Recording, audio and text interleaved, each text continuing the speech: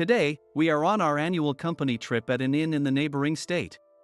During the banquet, our slightly tipsy manager, Chris, was laughing loudly. However, in the corner, a new female employee, Emily, who only has a high school diploma, was sitting alone. She didn't seem to be in good spirits. "Is everything okay?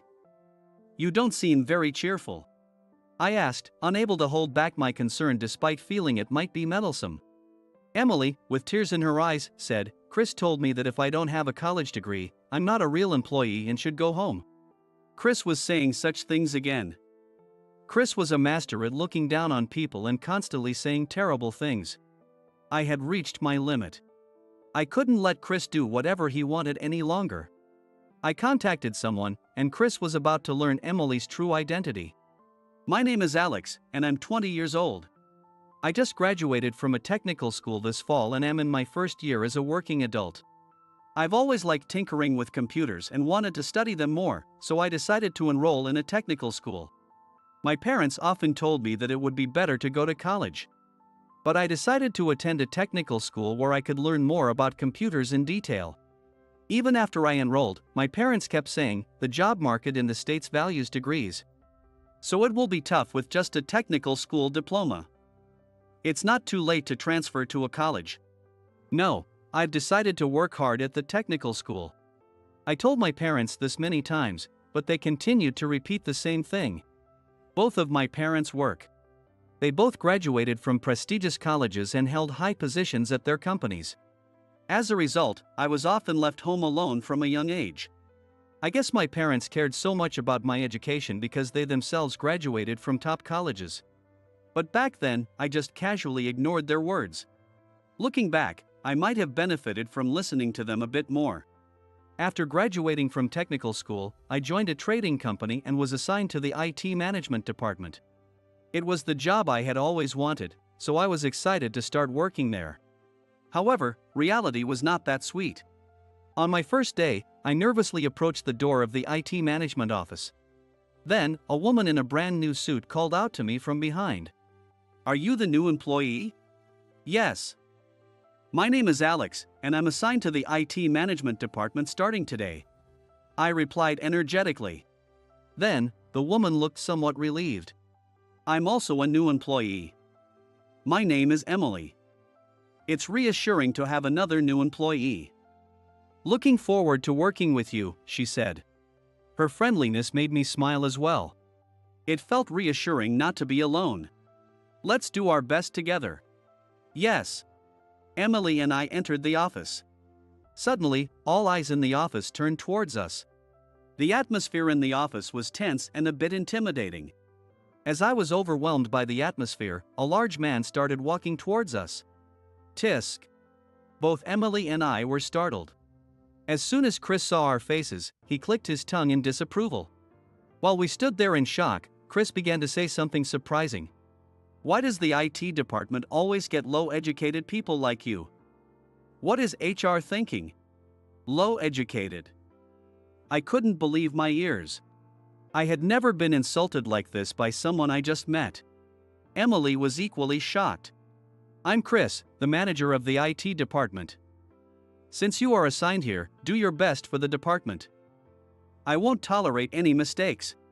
Chris didn't give us time to introduce ourselves before he sat down and told us to get to work. "Understood. I will do my best," I said and went to the desk I was shown, but Chris's insults kept coming. "You low-educated fools need to work harder than anyone else here. Another disappointing batch of new hires this year, what a shame." I could only sit at my desk, staring down. Then, a senior employee, Mike, sitting next to me, spoke up.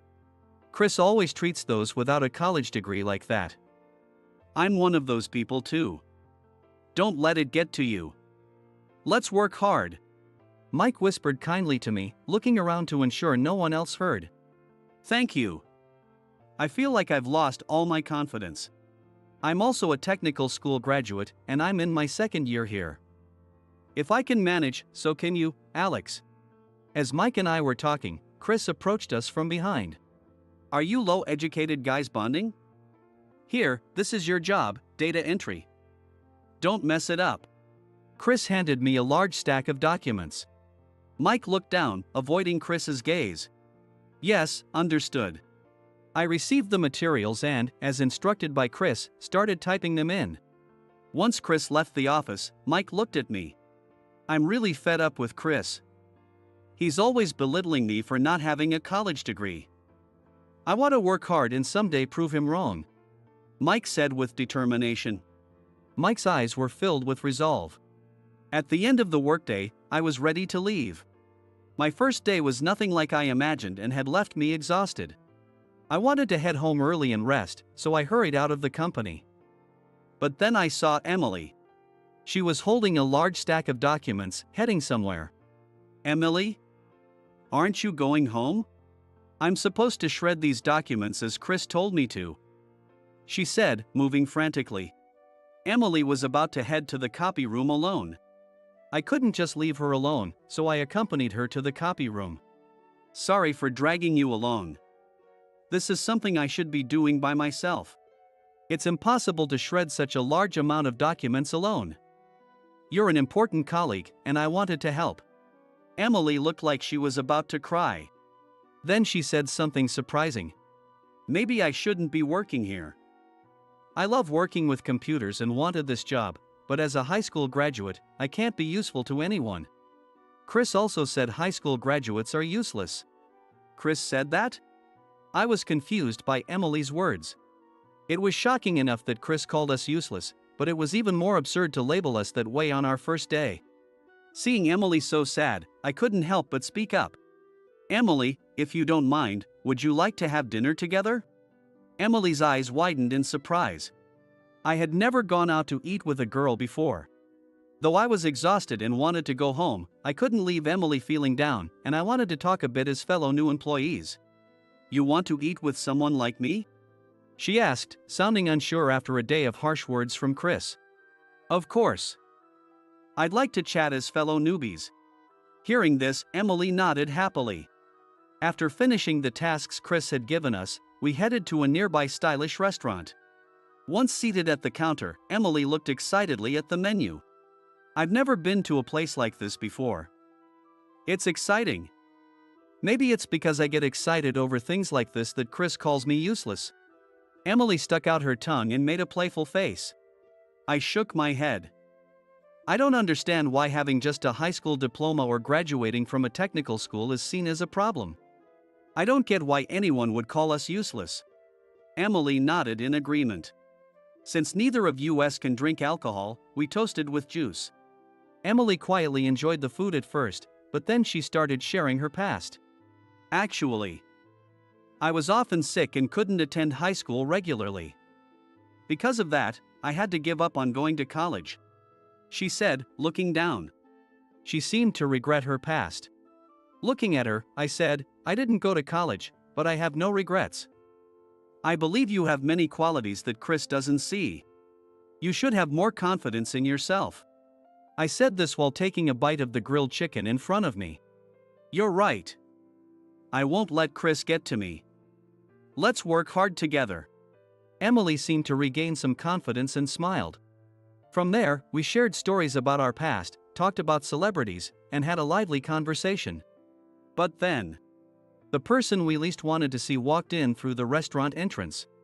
Well, look at that. The useless duo having fun together. It was Chris. He had brought some of his highly educated subordinates to the restaurant. Emily couldn't even look at him and stared at the floor. Good evening. I greeted Chris, still surprised. But Chris ignored me and laughed. I don't want to talk to low-educated folks even outside of work. And walked to the back.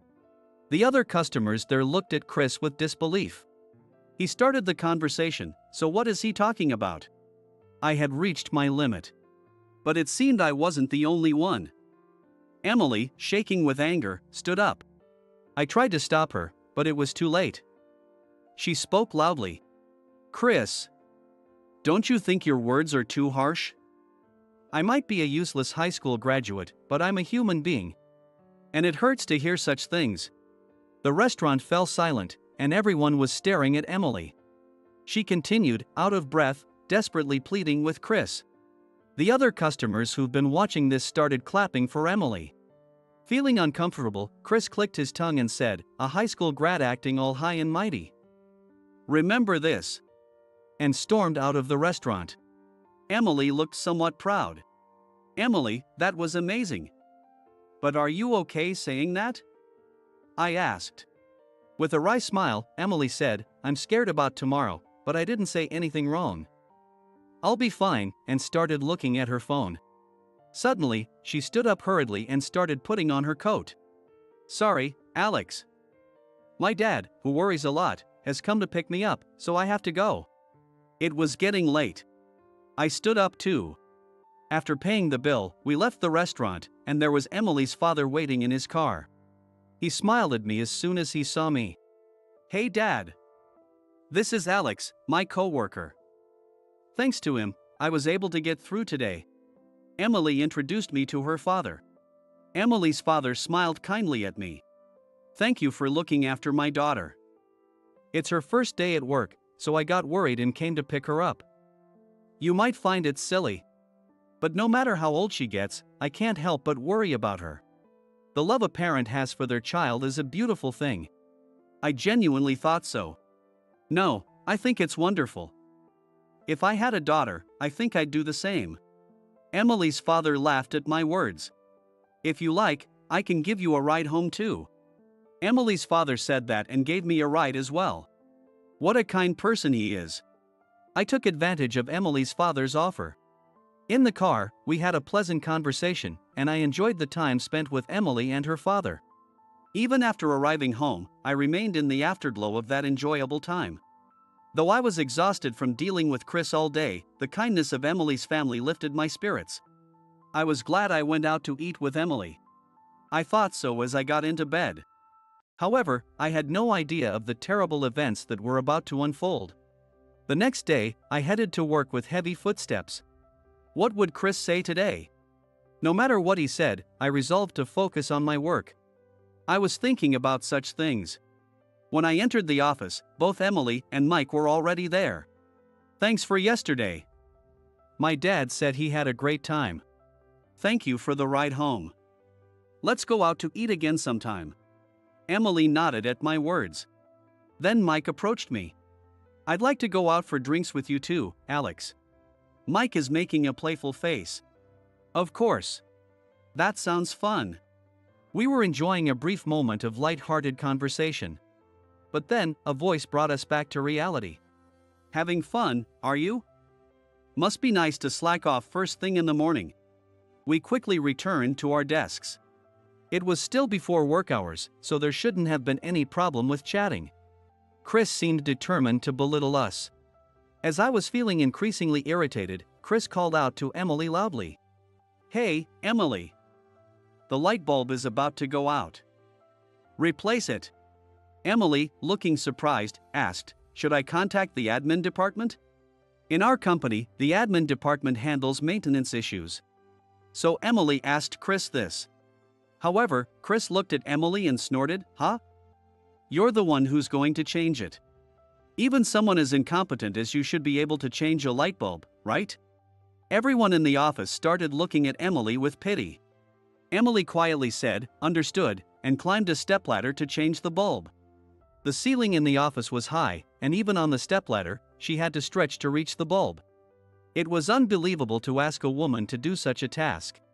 I couldn't take my eyes off Emily, worried as she precariously reached for the bulb. Then, suddenly, Emily slipped and almost fell off the stepladder. Mike, who was watching with concern, caught her just in time, preventing her from falling. But Chris was standing nearby, laughing loudly. "Ha ha. Can't even manage a ladder, can you? This is hilarious." Everyone in the office shot him cold looks, but he didn't seem to notice and kept laughing. Watching Chris laugh, I felt a deep irritation. If Emily had fallen off the ladder, it could have been a disaster. I couldn't understand how he could find this funny. He was probably holding a grudge from the restaurant incident and wanted to harass Emily. I was too stunned to say anything. Emily also looked visibly upset. Chris's behavior got worse after that. "Alex. Emily. I want some bread." Go get it. Emily and I couldn't believe what we were hearing. He could buy it himself. But we couldn't protest, so we went to buy it during work hours. It didn't stop there. Chris assigned us all sorts of tasks unrelated to IT management, like errands and cleaning. Both Emily and I were fed up with Chris, but quitting would mean letting him win. With a bit of stubbornness, we worked hard to complete the tasks he assigned. One day, as we arrived at work, the office was unusually bustling. Curious, I started working when Mike approached me. Next week is the company trip. Everyone is going, so you're coming too, right? I was surprised. Chris hadn't mentioned anything about a trip to me. Emily also seemed surprised, having overheard our conversation. A company trip. Am I allowed to join? It's a company trip, so it's obvious, right? Even if Chris says something, a company trip is part of the employee benefits. So of course we can participate. Mike said with a laugh. He told me that this year's trip was to a famous inn in the neighboring state. We'll get to enjoy some delicious food too. Mike added excitedly. But I felt conflicted. I knew Chris would likely insult us during the trip too. Thinking about it made me feel uneasy. I'm sure Chris doesn't want someone with my low level of education to participate either. Seeing my expression, Mike whispered, "Are you planning not to go?" I agreed hesitantly, and Mike looked a bit angry. "If you don't go, you'll be playing right into Chris's hands." Is that what you want? But, seeing my sad expression, Emily joined the conversation. "Alex, let's go. We can't let Chris win. It won't be scary if we're together," Emily said, encouraging me. She was right. I hadn't done anything wrong. Chris was the one in the wrong for looking down on us for our education. I decided to stand up to Chris. On the day of the company trip, I was packing my bags at home. Noticing my gloomy expression, my parents approached me. "You don't look excited for the trip. Did something happen?" Since joining the company, I hadn't told my parents about the troubles I was facing. I didn't want to hear them say, "I told you education is important." But seeing their worried faces, I couldn't keep it to myself and told them everything about Chris. To my surprise, my parents listened to my story with genuine concern. "I can't believe someone like that is a manager." "That's right. But people like him will get their comeuppance. You should just enjoy the company trip." I was overwhelmed with gratitude. My parents, who had always been fixated on academic achievements, were now supporting me wholeheartedly. "You can always talk to us. If anything happens, don't hesitate to ask for help." My father said that to me. I realized I wasn't alone. Feeling thankful, I left the house. The company trip started with everyone gathering at the office before taking the train. Emily and Mike were already there. But Chris was nowhere to be seen. I hoped he wouldn't come, but that hope was quickly dashed. "Sorry, I'm late." "Huh? Even the low-educated ones are coming? Good grief. Here we go again."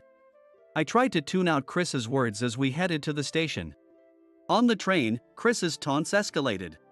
"How did you even think you could get a job here with such low qualifications? The nerve of you useless people." Other passengers on the train stared at Chris in disbelief. I suppressed my trembling anger and ignored him completely. If I listened seriously, I would end up getting sick. Emily, sitting next to me, seemed to be doing the same, fiddling with her phone to avoid looking at Chris. Eventually, we arrived at the inn. The inn staff lined up at the entrance to welcome us. I'm sharing a room with Mike. Feeling relieved inside, I put my luggage in the room. For a while, I chatted with Mike and enjoyed myself. When it was time for the banquet, Mike and I headed to the large hall. The hall was filled with lavish food. Everyone was already seated, but the atmosphere was tense. Chris's loud laughter was the only sound. He seemed a bit tipsy from the alcohol he had already consumed. Then I saw Emily sitting alone in the corner. Her eyes red and looking downcast. Concerned, I approached her. "You don't seem well. Is something wrong?" I asked. Hearing my words, Emily began to cry. "Chris told me that anyone without a college degree isn't a real employee and should leave.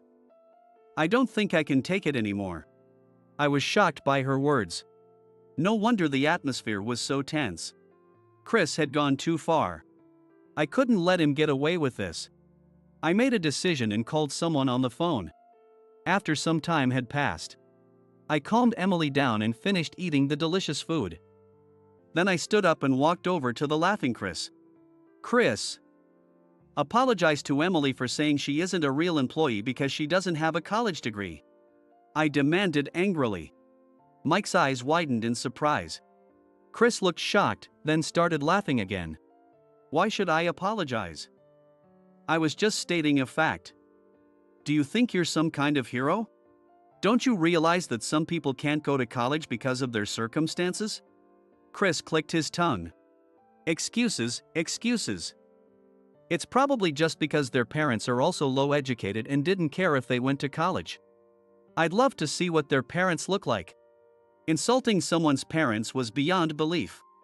Who did Chris think he was? Just as I was about to shout in anger, the sliding doors of the banquet hall burst open. You want to see their parents, do you? I am Emily's father.